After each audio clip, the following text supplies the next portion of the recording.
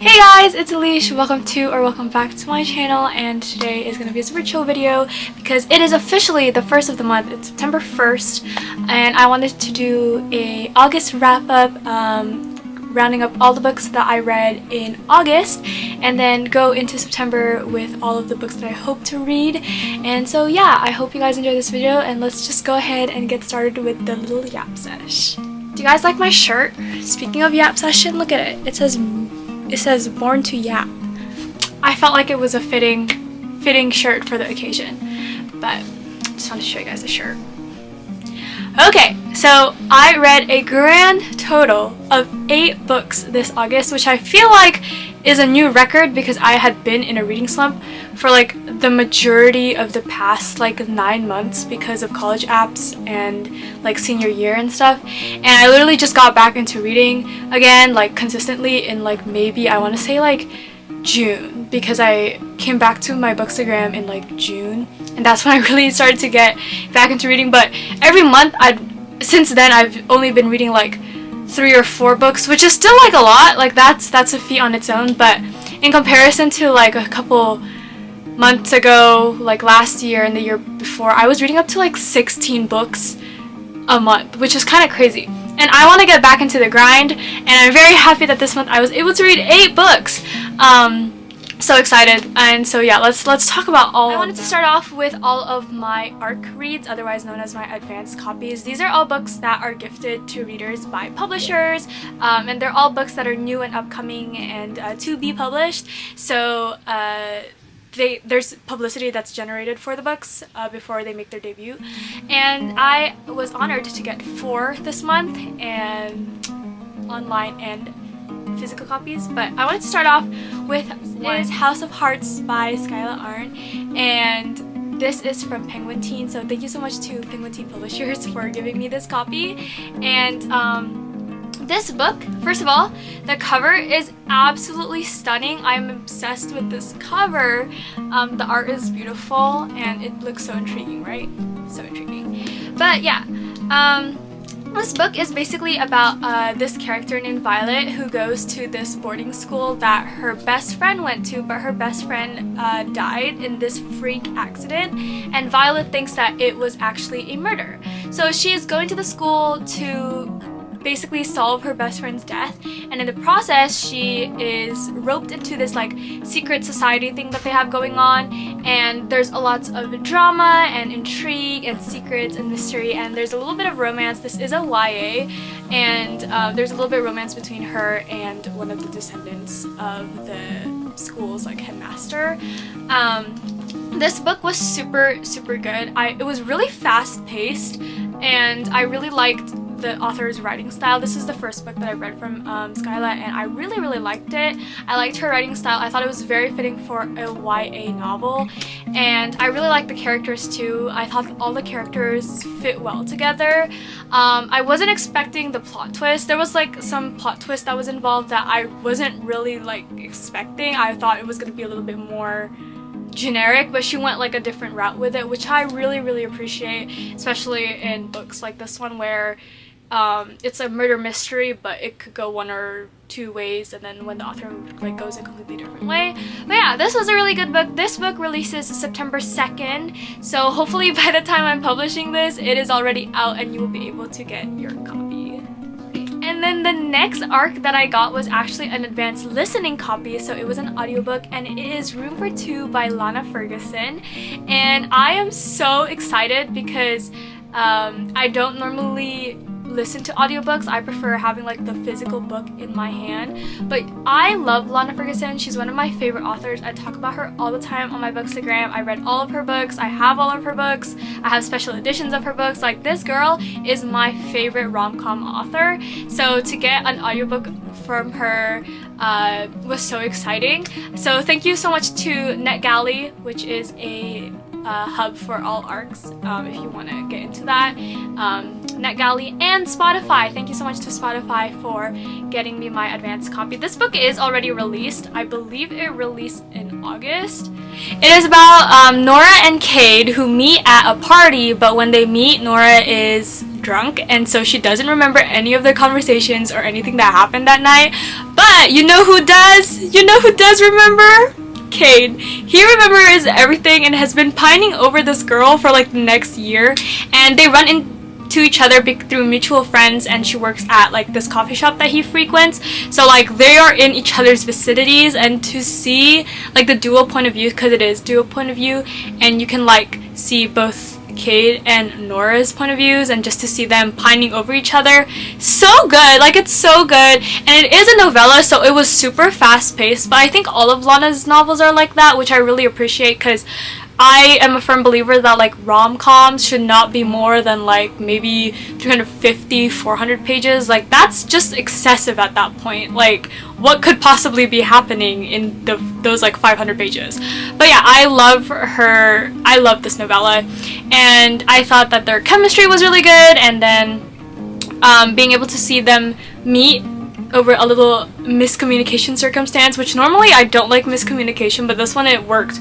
In this one it worked really well because it was their friends setting them up, and yeah, I really liked the characters, I liked their chemistry, and it was very fast paced like I said, but I think that it works for this one because it's a novella, and so obviously it's going to be a lot shorter, but two, I think it just works because they'd known each other, they had that like foundation, so it wasn't necessarily like a instant love sort of situation. It was more of like a progressive situation that you got to like read and feel as if you were in the romance, which I always love. But then again, I am always singing my praises to Lana Ferguson, like that woman, so good. But yeah, and it released August 19th, so you are free to get it now wherever you get your audiobooks from, whether it's Spotify or Kindle or whatever. So yeah, make sure to check that one out also. I think that was one of my favorite reads of August. The third arc that I got this month was Fake Skating by Lynn Painter. Thank you so much again to Netgalley and to Simon Teen Publishers for getting me this advanced e-copy. I was very excited to get a Lynn Painter book because I'm very hit or miss with Lynn Painter. I feel like as a author, she's a romance author for both young adult and adult demographics, and I think she does well in both, but I think she does write better in like an adult setting than like YA. I could just be saying that because I'm a little bit older now, and when I probably would have liked her books had I read them when I was like, what, 13, 14, but I really do like her adult books. I think they're a little bit more, you know, they're a good like intro to romance if you don't read romance and you don't want too much romance. Like, they're a good intro. I always am recommending a Lynn Painter book. She's really good. Fake Skating is a hockey romance with childhood friends to lovers, and it's like a second chance romance situation, but it's also fake dating. And if y'all know me, fake dating is one of my favorite tropes. It is so good every single time. It hits every single time. So good. So maybe I just like this one because it was fake dating. I don't know. Maybe I'm crazy. It follows Danny and Alec, who again are best friends in childhood, but she moves away and they get into a fake dating situation because of a little miscommunication mishap, because Alec is like a star hockey player, but he's getting into some hot water and he kind of needs an out of the hot water, and dating Danny, who is his childhood friend, and she's like, you know, the obligatory good girl, like it was gonna, like, she was gonna fix up his reputation. Them being like childhood friends, and then they're like not friends anymore because of miscommunication where they like drifted apart, and then like them kind of coming back together in their friendship through, oh, I got a notification.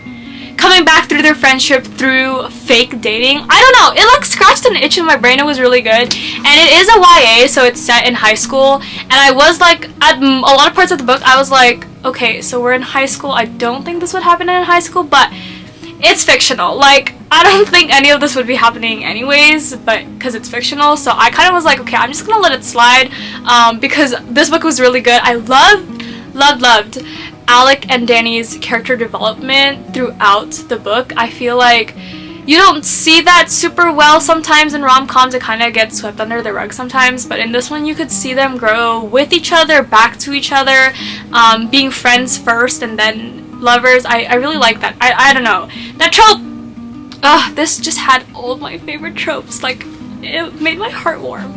But yeah, and I also love Painter's style of writing. She writes very witty. Like, she's very quick with her, like, the jokes in her writing, which I sometimes, like, if it can be a bit too much, but for her it's kind of like her brand. And all of her books are super fast paced, and yeah, I just really like this one. I loved the characters. The characters are so, like, any book that has good characters is gonna have my heart, because I feel like that's what books really are made of, is the characters. So I don't know, my heart was just pumping, like I was swooning. Like, this was the perfect, like, YA novel. I will say though that for a YA novel it had a lot of cursing, but then I was like, they're high schoolers. I feel like that's pretty realistic, you know? Like, I was just kind of like, okay. But that is just to note, if you're not like a fan of like cursing in books, they do curse a little bit in this book. And also, if it's your first Lynn Painter book, I feel like it's a really good one because it has a lot of popular tropes. It's very fast-paced. It's YA, so it's kind of more tame, and it's just, I don't know, it's fun writing. That's all I've got to say about it. Lynn Painter, I love you. Please keep writing. Your personality slaps. Fake Skating is releasing September 30th, so make sure to mark your calendars because this is such a good one. I definitely will be recommending this one to my audience. And the final arc that I read this month is Love and Other Brain Experiments by Hannah Brahm. Oh my gosh. It's a STEM romance. Who doesn't love a STEM romance? Like, this book, so good. I don't normally give star ratings like out of 1, 2, 3, 4, or 5 to my advanced copies, because I am a firm believer that they are being given to us readers to consume and help the author get it out there, get the word out there about their book, generate that publicity. And a lot of the times lower star ratings will drive people away from it, which is like not what you're trying to do with an arc. So on more public spaces like my Bookstagram and my Goodreads, I don't add in the star rating. I'm always very honest in all my reviews, so in all my reviews I'll mention if I didn't like something or if the book wasn't for me, but on the whole I try not to rate my arcs just to help the author out a little bit more. Normally what it is just that I don't like the book, but someone else likes the book, so I'll gladly recommend the book to other people. You know what I mean? Like, we are all positivity and happy vibes here, everybody. This is a happy vibes channel. But this one, girl, this book got a 5 out of 5 stars from me. Like, literally, I was like 5 chapters in and I was like, oh my gosh, I think this is gonna be a 5-star rate. That's how good it was. But this book is a fake dating STEM romance, and I love STEM romances on its own. This one is with neurologists, so I think it's a little bit more unique, but it's also, again, it's fake dating, and I love a good fake dating. Like, I think I read 3 fake dating books this month, which is low-key kind of crazy, but that's how you know it's one of my favorite tropes. Like, it's in every single book that I consume ever. It's so good. But yeah. Love and Other Brain Experiments follows Dr. Francis, our female main character, and Dr. Lewis, our male main character, who are rivals, so they're always at each other's throats. But I think from the start there was a little bit of admiration on both ends. Obviously more from Lewis's point of view, because Francis was like, this guy needs to get out of here.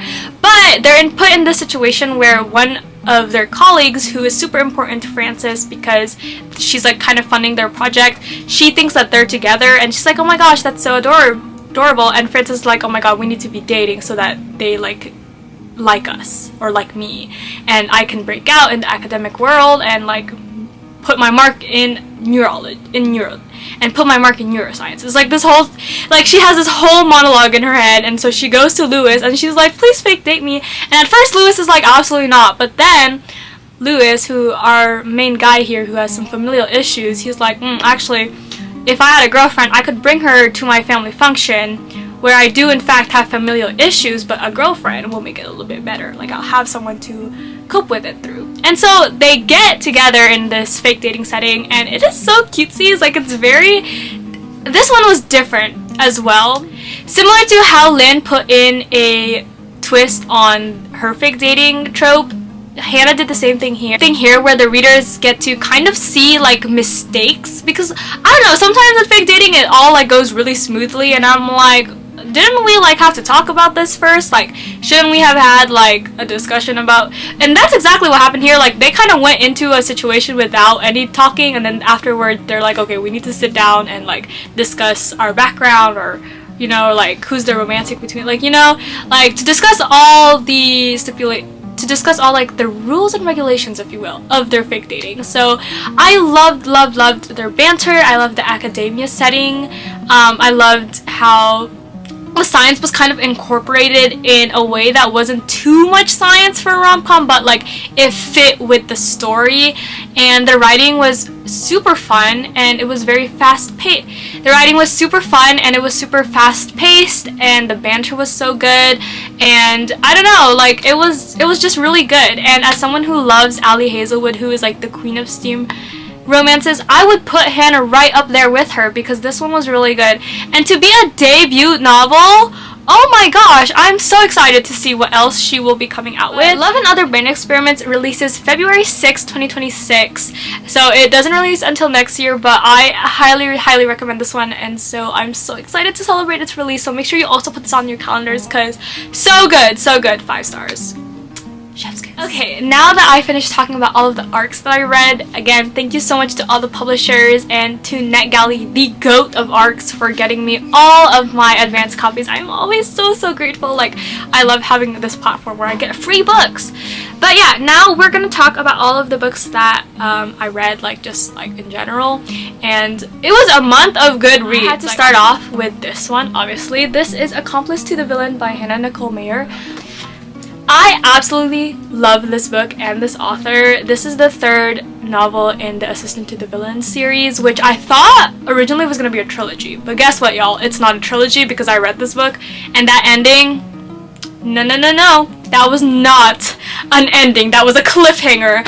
And that's not really a spoiler, because all of her books end in a cliffhanger, which I think is so rude. Like, girl, at least give me some safe landing at the bottom of the cliff. No, she gave me nothing. She just pushed me off the edge. But it's okay, I love her for it anyways. The Assistant to the Villain trilogy follows this girl named Evie, who is the assistant to this like most feared villain in all of the land named Tristan, and this is a fantasy rom-com. I feel like that's the best way to describe it, because it is fantasy. These books are all fantasy and they have fantasy elements, but it's very much reads like a rom-com. It's fast-paced, the writing is super witty, and there's so much banter.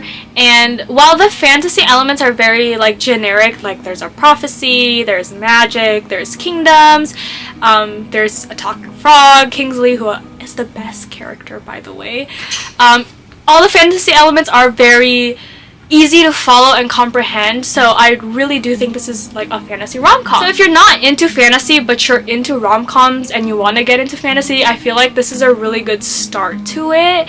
And if you like fantasy and you like rom-coms, here it is. And then if you love fantasy and you want to get into romance, this is a good one for it too.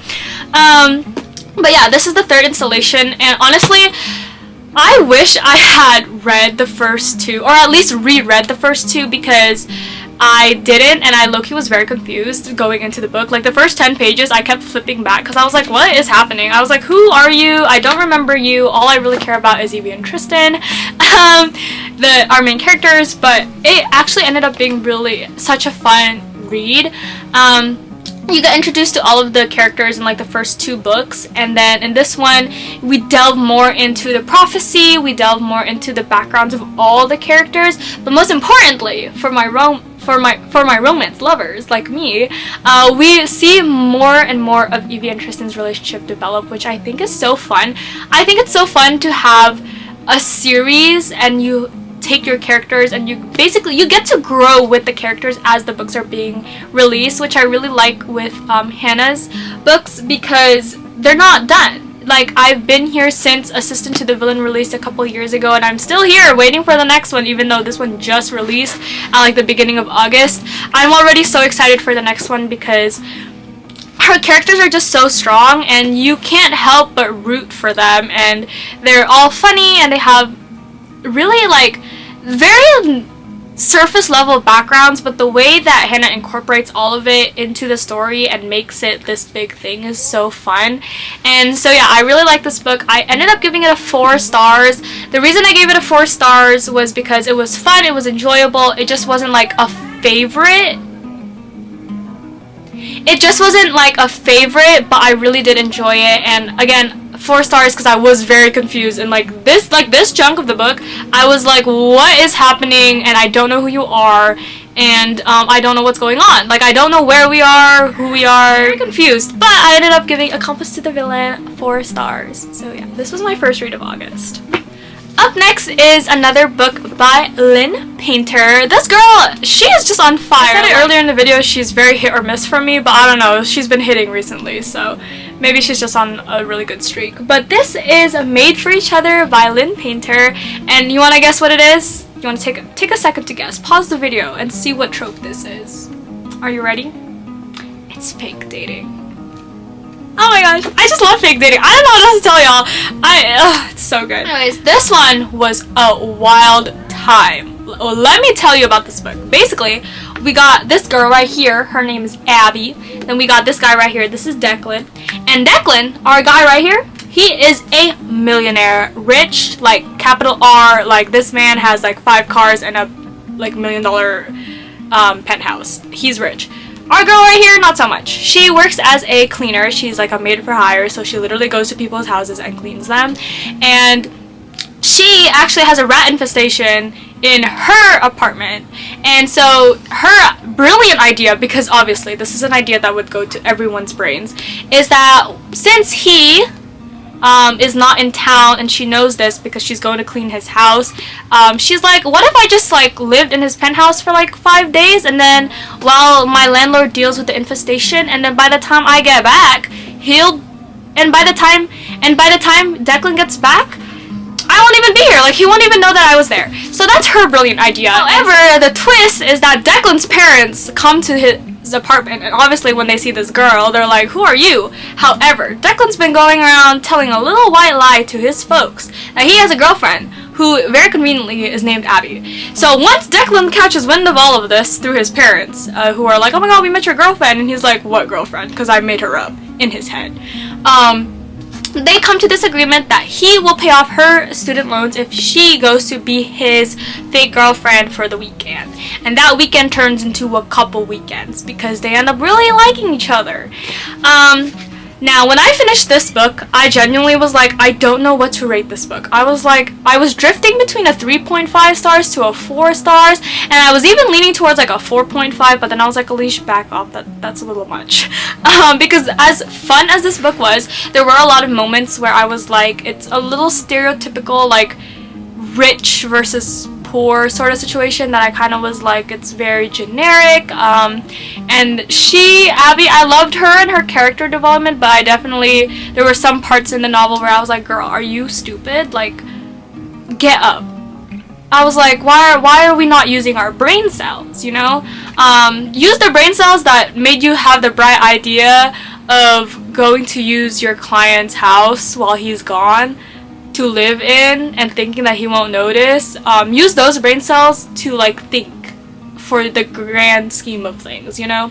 But I actually ended up giving this book a 3.5 stars because I generally could not. I was like drifting between